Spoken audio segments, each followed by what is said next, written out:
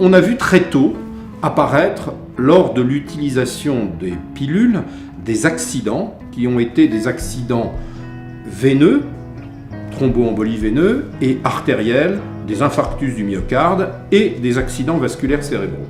Donc on a appris à comprendre ce qu'était une contre-indication. C'est-à-dire que quand on est porteur, quand par exemple on a déjà fait une phlébite, quand on a déjà fait un infarctus, quand on a une hypertension artérielle, etc., on a compris que les pilules étaient capables de faire récidiver ces accidents. La deuxième étape a été l'apparition d'une notion qui s'appelle la notion de facteur de risque. On a mis en évidence des critères intermédiaires qui étaient susceptibles de faire apparaître le risque.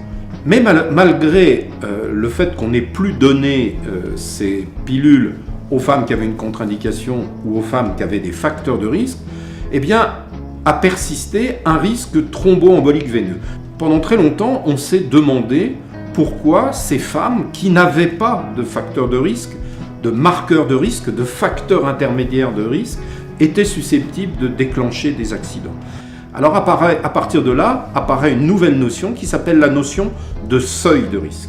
C'est-à-dire qu'on est avec un capital génétique, son polymorphisme, on y rajoute les événements de la vie, son poids, son âge, sa sédentarité, et donc on augmente ces facteurs de risque non visibles.